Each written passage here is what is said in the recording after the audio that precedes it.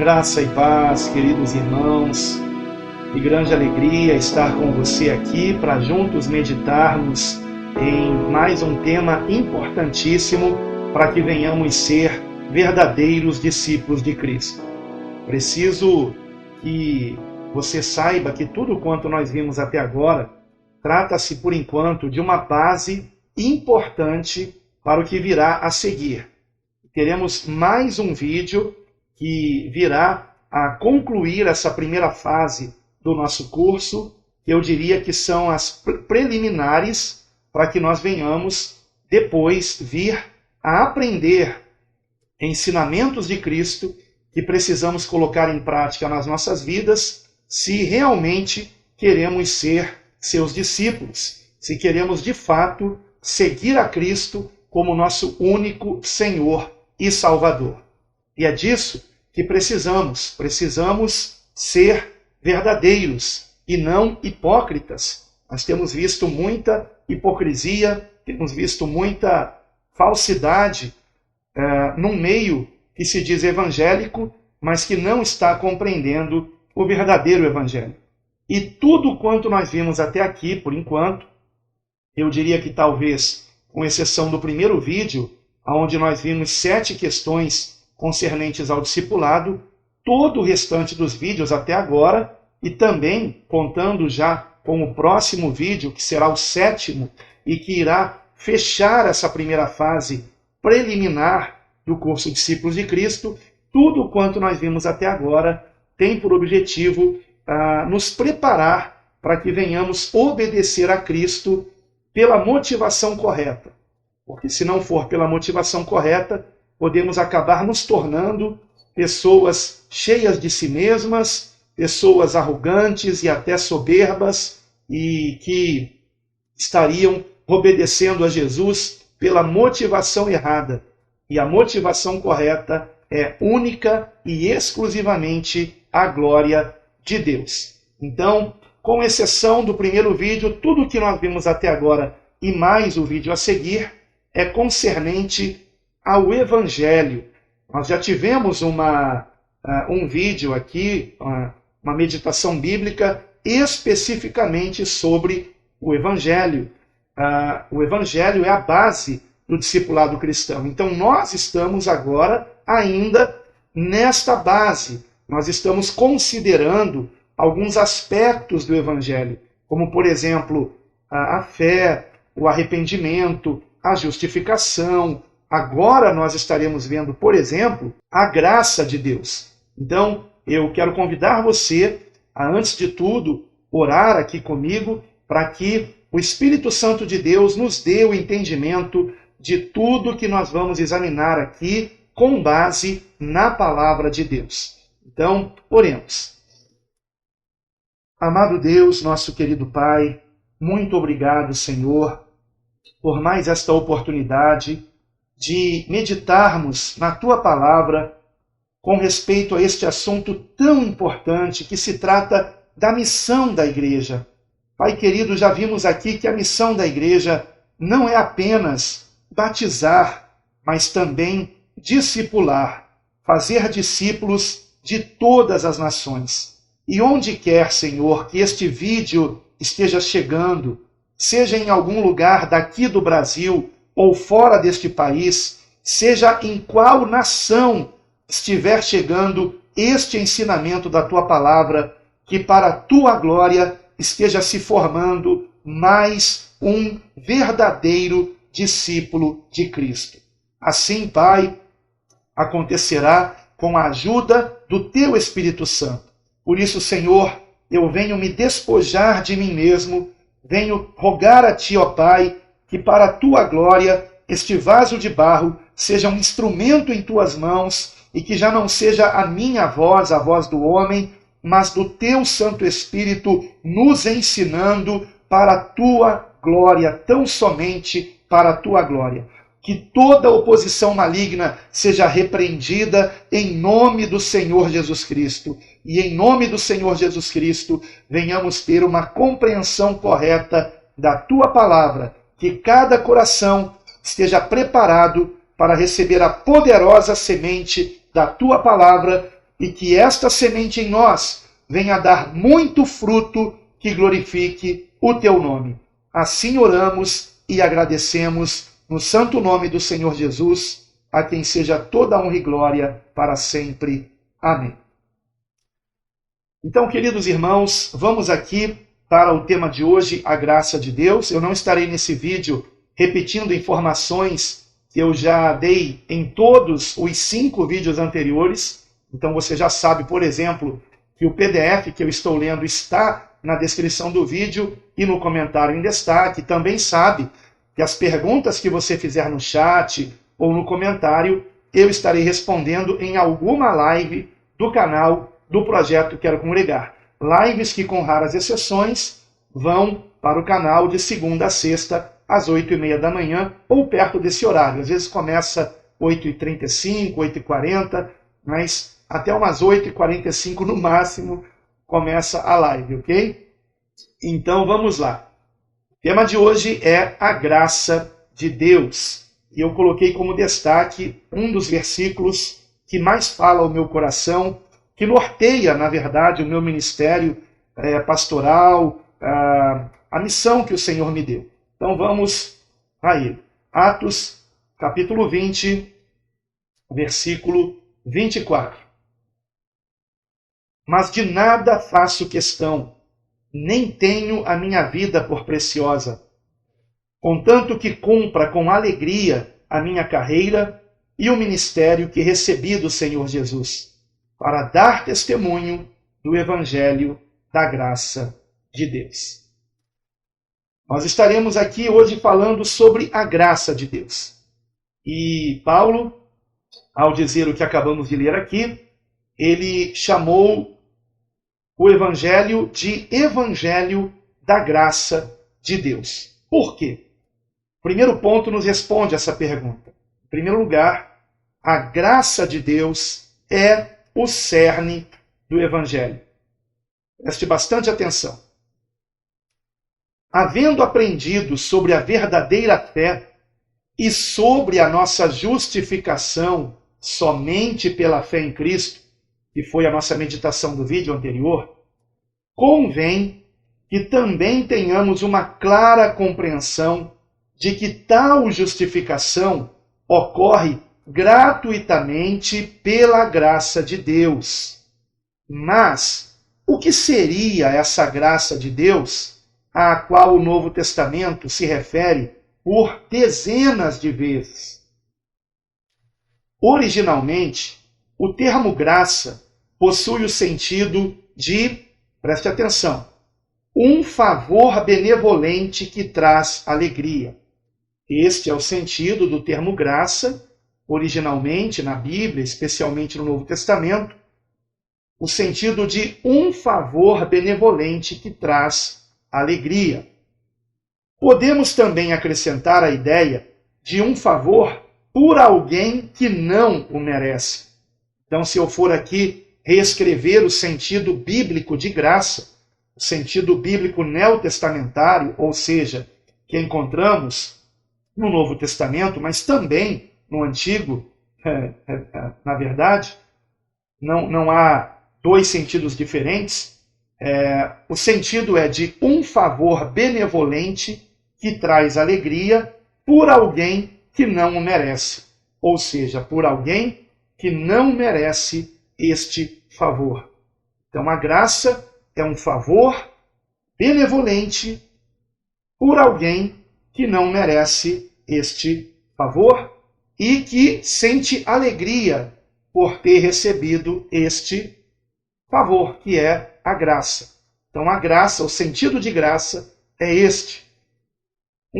Podemos resumir em 3 palavras, um favor imerecido. Mas não esqueçam que, junto com este favor imerecido, há uma grande alegria por este favor ter sido realizado. Sendo assim, não poderia haver melhor palavra para descrever o amor de Deus por nós, ou seja, a graça, pois mesmo sem nada merecermos, Ele nos deu o seu Filho unigênito, para que todo aquele que nele crê não pereça, mas tenha a vida eterna.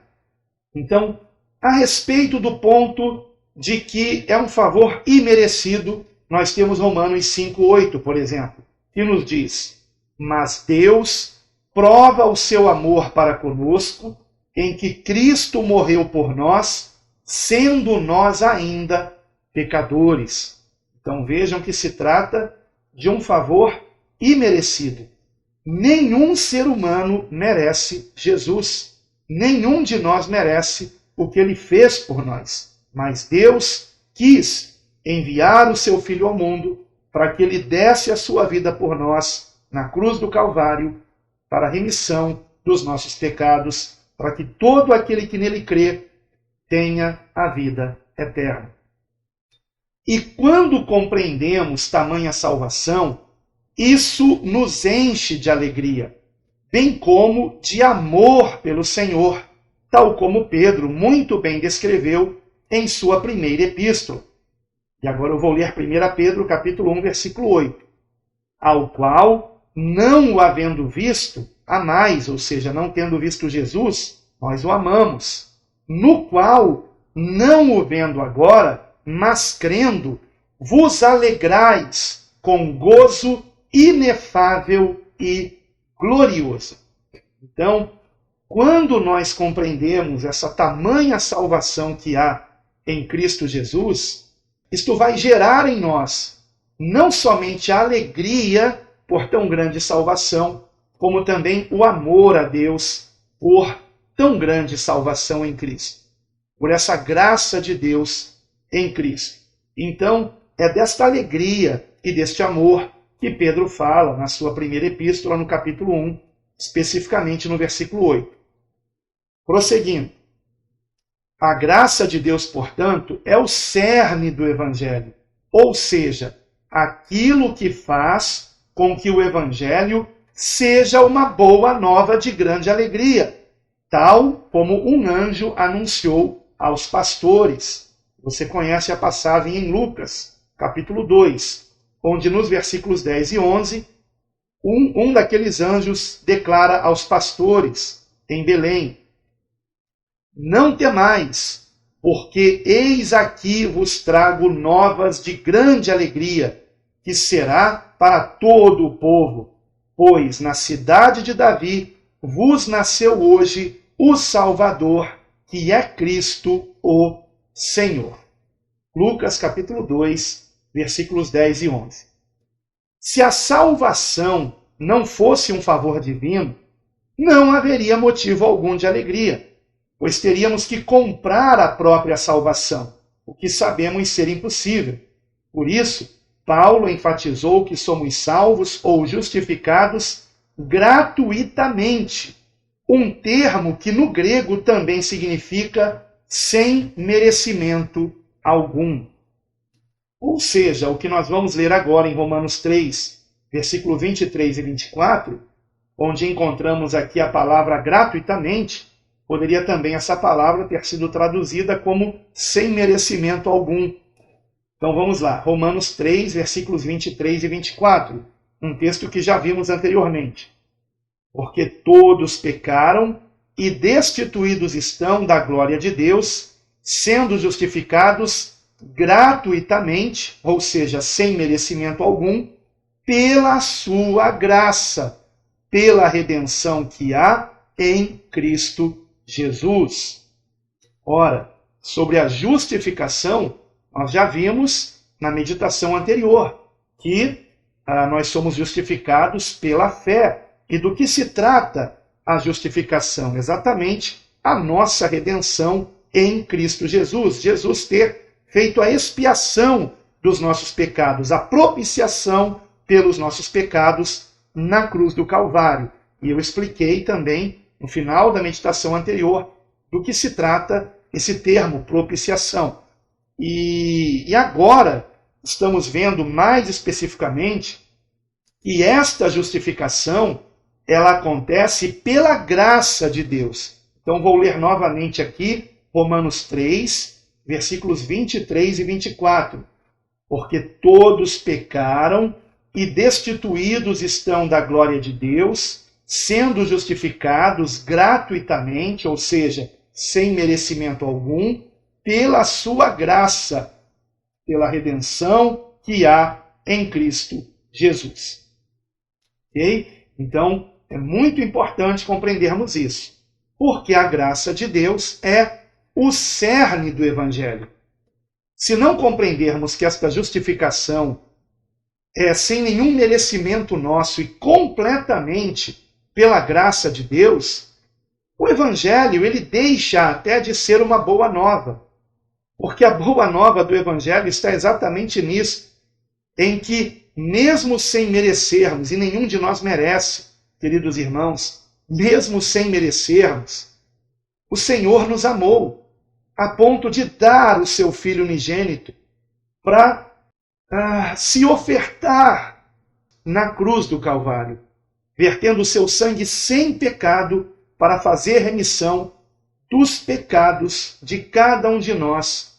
E recebemos esta remissão dos pecados pela fé em Jesus. Quando nós nos unimos a Cristo, não somente acreditando nele, mas confiando nele e, evidentemente, nos comprometendo com aquilo que ele nos ensinou. E nós estamos nas preliminares ainda, para que venhamos aprender de um modo mais profundo aquilo que ele nos ensinou. Nós estaremos, por exemplo, mais adiante, depois que completarmos estes primeiros 7 vídeos preliminares, estamos hoje no 6º vídeo, quando completarmos estes primeiros 7 vídeos, é que depois disso estaremos com uma base sólida para aprendermos ensinamentos de Cristo que precisamos colocar em prática pela motivação correta, para a glória de Deus, fazendo isto não para nós virmos a comprar a salvação ou para recebermos aplausos dos homens. Então, vamos depois aprendermos ensinamentos de Cristo importantíssimos. Estaremos, por exemplo, de novo, aprendendo alguns que já vimos aqui, porém de um modo mais profundo, não completamente atrelados ao Evangelho, como foi o ensinamento sobre a fé, sobre o arrependimento. Estaremos mais à frente aprendendo novamente sobre a fé, sobre o arrependimento, porém não mais como dentro desta base que precisamos aprender, que é o Evangelho. Então, com exceção do primeiro vídeo, onde vimos 7 questões cruciais a respeito de sermos discípulos de Cristo, depois nós começamos a aprender sobre o Evangelho, que é a base do discipulado. E o cerne do Evangelho é a graça de Deus. Então vamos agora aprendermos que, algo muito importante inclusive, que a graça de Deus, meus queridos irmãos, é simples. A graça de Deus é simples. Muitos concordam que o versículo que melhor resume a proclamação do Evangelho é João 3,16. Ora, sendo a graça de Deus o cerne do Evangelho, certamente podemos identificar o seu conceito inserido neste versículo. Então vamos a ele. Eu acho que você sabe de cor, não sabe? O que diz em João 3,16? Vamos então dizer juntos? Porque Deus amou o mundo de tal maneira que deu o seu Filho unigênito para que todo aquele que nele crê não pereça, mas tenha a vida eterna. Será que você consegue identificar, sem olhar no PDF, sem olhar no texto que acompanha esse vídeo, qual parte desse versículo é a graça de Deus?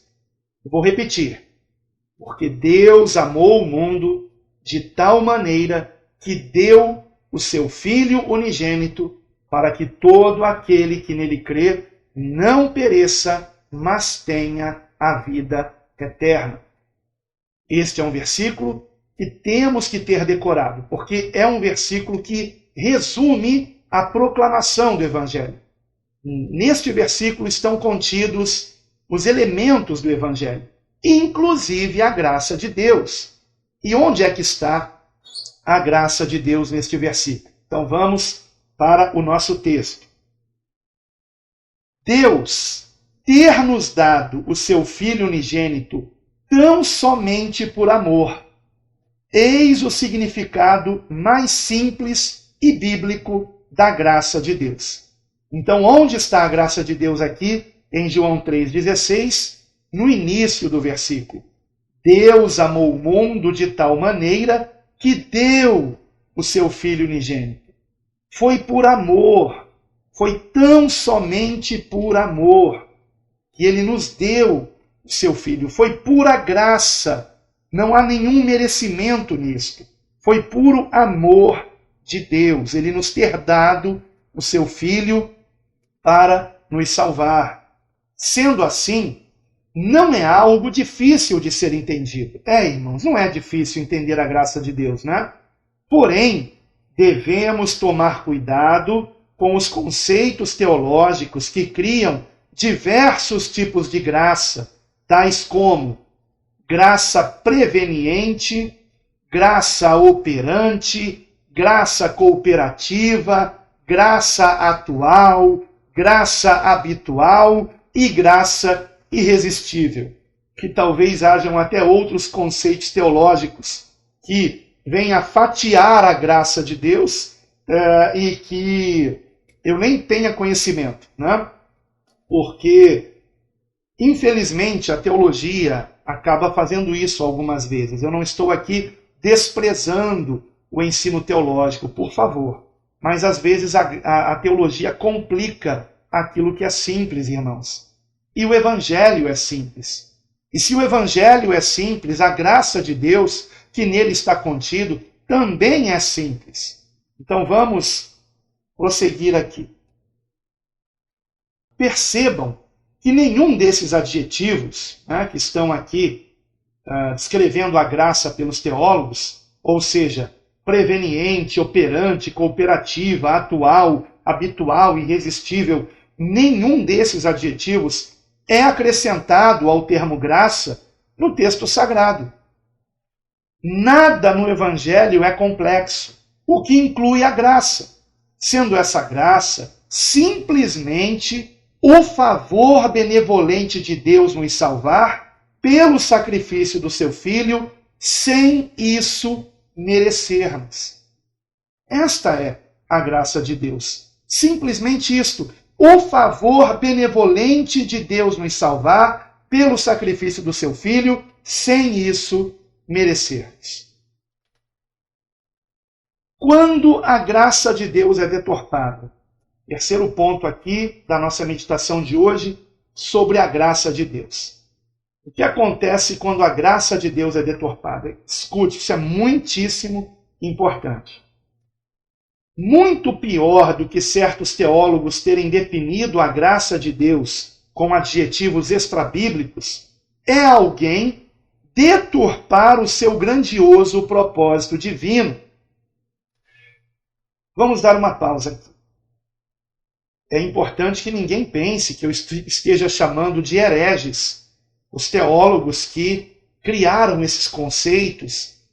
No meu entender, são conceitos desnecessários, complexos, que acabam prejudicando o entendimento da graça de Deus como algo simples. E de fato é mesmo simples, irmãos.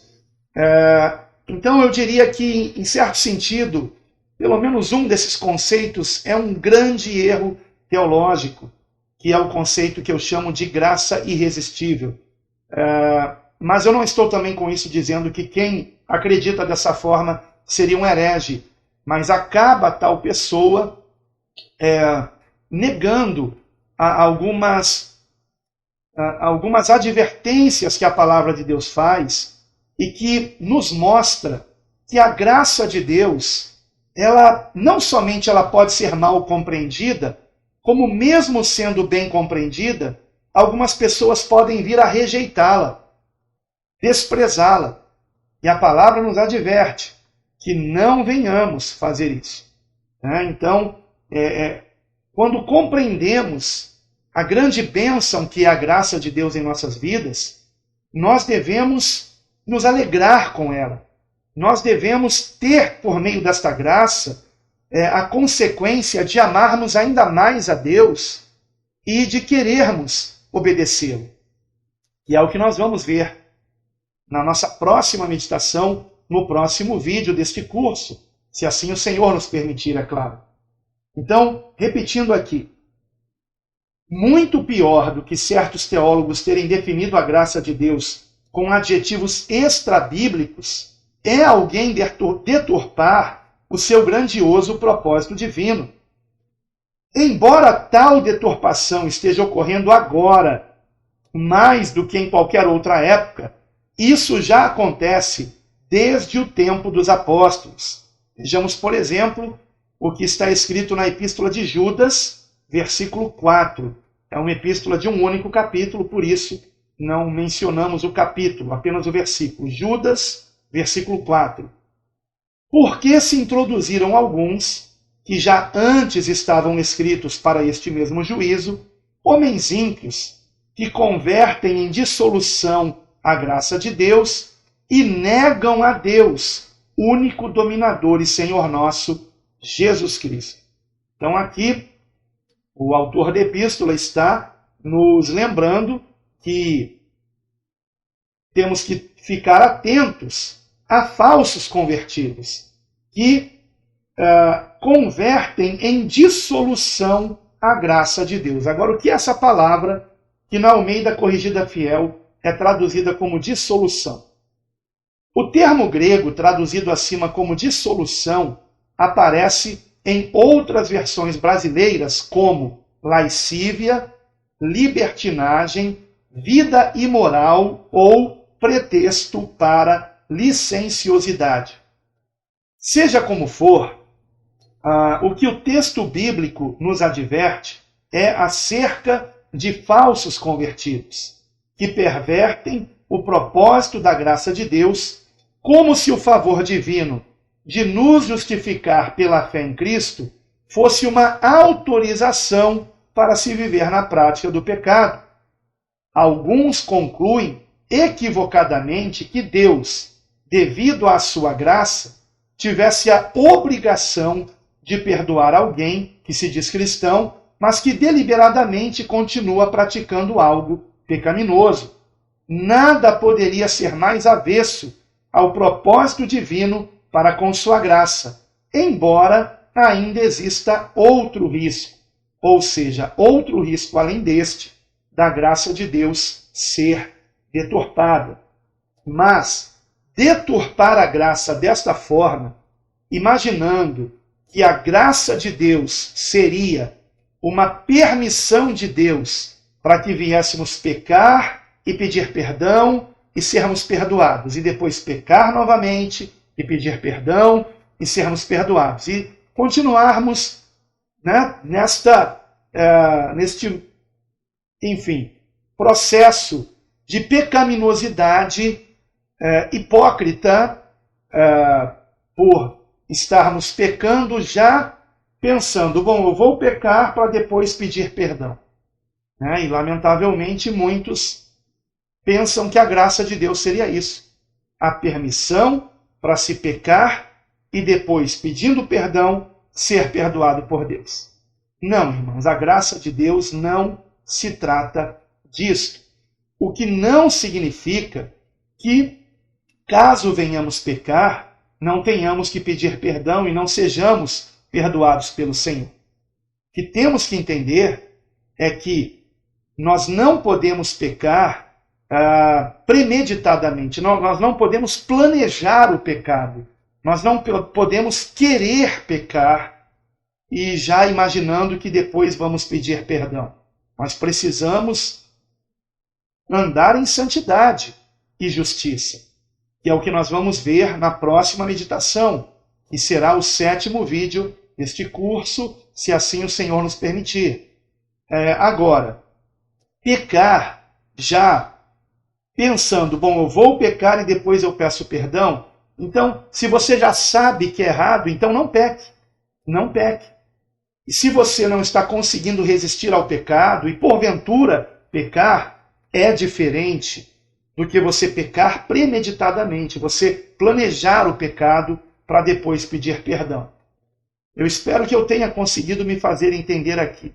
Eu queria ter encontrado palavras melhores para explicar isso, mas confesso que gravando um vídeo eu acabo muitas vezes tendo apagões na minha criatividade para trazer aqui algumas palavras que talvez melhor iriam explicar, mas eu acho que deu para me fazer entender, não é?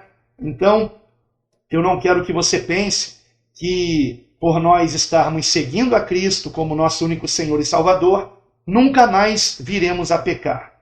É claro que vamos pecar cada vez menos, mas é importante que em nossas vidas o pecado ele ocorra não de modo planejado, mas ocorra inadvertidamente, porque nós não vigiamos, porque nós não estávamos tão cheios do Espírito Santo quanto deveríamos, e aí acabamos cometendo um deslize.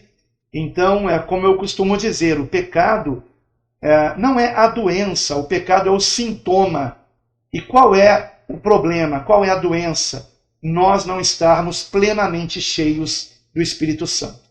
Porque quanto mais nos enchemos do Espírito Santo, menos tentados ficamos a pecar. Ou melhor, menos nós iremos pecar. Cada vez menos iremos pecar. Eu não diria que nós não sejamos tentados, mas nós conseguiremos vencer as tentações. Então, me fazendo aqui entender melhor, para que ninguém venha distorcer minhas palavras, ok? Vamos então aqui para o que seria então ainda um outro risco, além deste, de alguém deturpar a graça. Então a graça não é uma permissão para se pecar. Tá? Não é porque o Senhor nos perdoe em Cristo que nós vamos abusar da graça. Ainda que a graça seja de graça, ela custou um alto preço, um altíssimo preço, que foi o sangue do Filho de Deus vertido na cruz do Calvário, e o seu sofrimento para estar sendo pregado na cruz. Então, que nós não venhamos nos esquecer disso. Um alto preço foi pago, preço de sangue. Fomos comprados por um alto preço, pelo sangue de Jesus. Ele pagou o preço da nossa salvação. Então, que não venhamos fazer da graça de Deus algo vão, como se fosse algo que não tivesse valor algum, antes pelo contrário, tem o maior valor do universo, irmãos, que foi o altíssimo preço pago por Jesus pela nossa salvação na cruz. Então, não venhamos banalizar a graça de Deus. Não venhamos nos esquecer. É de graça porque um alto preço foi pago. E agora, então, qual é esse outro risco? O risco da graça de Deus ser anulada. Anulada por algumas pessoas. Preste atenção nisso. Quase tão grave quanto alguém usar a graça de Deus como justificativa para o pecado, é alguém anular a graça de Deus tentando salvar a si mesmo por seus próprios esforços. Trata-se de alguém não deturpar a graça de Deus a ponto de ficar pecando para depois pedir perdão, mas exatamente o extremo oposto. Da pessoa, através dos seus esforços, querer comprar a salvação. E isto anula a graça de Deus, é um desprezo à graça de Deus. Já vimos anteriormente que não há quem faça o bem e nunca peque, e que nossas boas obras são como trapos da imundícia aos olhos de Deus, não podendo apagar nossos pecados. Porém, mesmo com essa verdade explícita desde os escritos do Antigo Testamento, o livro de Atos nos mostra que alguns fariseus, que se diziam convertidos a Cristo, quiseram convencer cristãos não judeus a guardar a lei de Moisés, dizendo-lhes que, do contrário, não seriam salvos. Encontramos esse relato no capítulo 15, onde o apóstolo Pedro sendo judeu, nos dá um veredito a respeito da salvação de todos, sejam estes judeus ou gentios. E foi justamente no versículo 11 deste capítulo 15 do livro de Atos. Mas cremos que seremos salvos pela graça do Senhor Jesus Cristo, como eles também. Eles quem? Os não-judeus, os gentios. Então, Pedro está dizendo, cremos que seremos salvos, nós, judeus, pela graça do Senhor Jesus Cristo, como eles também, ou seja, como nós, gentios.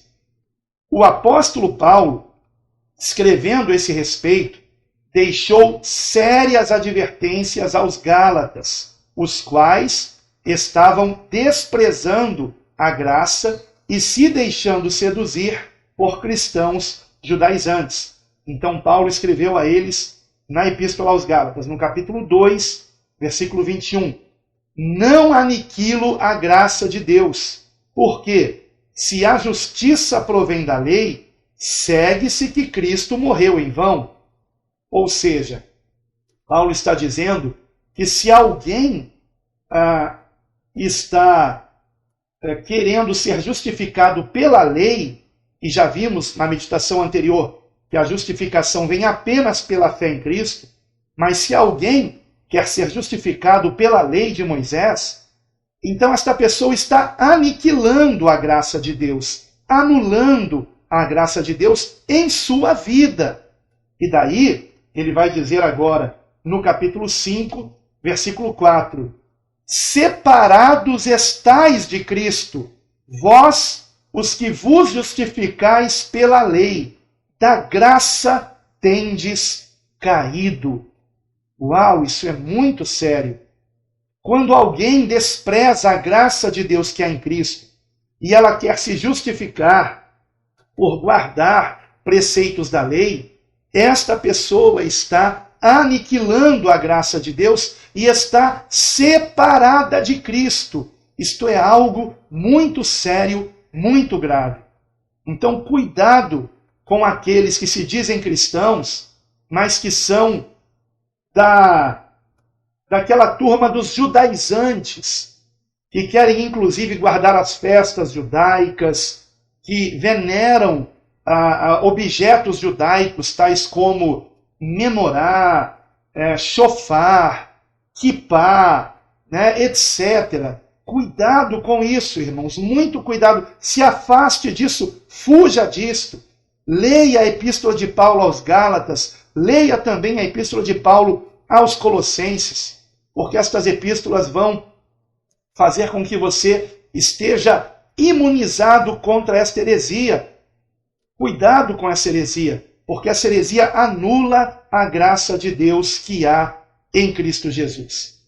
Se você não compreende muito bem isso, continue aqui conosco neste curso, Discípulos de Cristo, e você entenderá o que é ser um verdadeiro discípulo de Cristo. Eu não estou dizendo que então estamos autorizados a matar, a roubar, a adulterar, a nos prostituirmos, a desonrarmos pai e mãe. Não, não é nada disso, é claro que não. Não é nada disso. Nós vamos aprender melhor a respeito disso mais adiante. Você vai entender, inclusive já na nossa próxima meditação, que será o fechamento desta primeira fase do curso Discípulos de Cristo, que são preliminares para o que vamos aprender mais adiante. Então, quinto e último ponto, devemos permanecer na graça. Vejam que os Gálatas não estavam permanecendo na graça. Temos que permanecer na graça. A graça de Deus revela que somos salvos exclusivamente por meio da fé em Jesus Cristo. Sendo assim, devemos rejeitar qualquer ideia de que possamos salvar a nós mesmos por nossos esforços ou conquistarmos o favor divino com nossas boas obras. Devemos permanecer na graça, compreendendo que não é por nossos méritos que andamos em santidade e justiça, mas por obra do Espírito Santo, mediante a nossa fé em Cristo. Mais ainda, devemos permitir que a própria graça de Deus nos motive a andarmos segundo a sua vontade, a qual é a nossa santificação. Assunto que veremos no tópico a seguir. Ou seja, no tópico a seguir, nós trataremos deste assunto, a santificação. E a santificação tem uma estreita relação com a graça de Deus. E como a santificação ela vem fechar toda esta primeira fase do nosso curso Discípulos de Cristo a respeito do Evangelho, que precisamos compreender claramente para que não venhamos obedecer a Cristo pela motivação errada ou pelas motivações erradas. Então, como a graça de Deus ela já tem a ver com a questão a santificação, com o que nós estaremos aprendendo mais adiante na segunda etapa do nosso curso, então eu precisei deixar a santificação para o final. E ela tem uma estreita relação com a graça de Deus. E nós vamos compreender isso claramente na nossa próxima meditação. Eu espero que você esteja conseguindo acompanhar toda a nossa linha de raciocínio até aqui. Talvez você tenha percebido que cada meditação bíblica de cada vídeo já faz anúncio ao vídeo seguinte, já prepara o terreno para o que virá a seguir. E assim será também com o próximo vídeo. Ele estará preparando o terreno para a segunda fase do nosso curso, onde vamos aprender ordenanças do Senhor Jesus, ordens que o Senhor Jesus nos deu e que devemos obedecer se queremos ser verdadeiros discípulos de Cristo. Então, não perca o próximo vídeo sobre a santificação. Conto com a sua ajuda em oração para que eu consiga continuar gravando esses vídeos e que eu consiga fazê-lo do modo mais simples e objetivo possível. Eu poderia aqui ficar falando sobre a questão da graça de Deus por horas e horas e horas. Por quê? Porque nós temos dezenas de versículos a respeito disso. Mas eu não posso sobrecarregar as nossas meditações. Então, uma coisa eu posso garantir a você.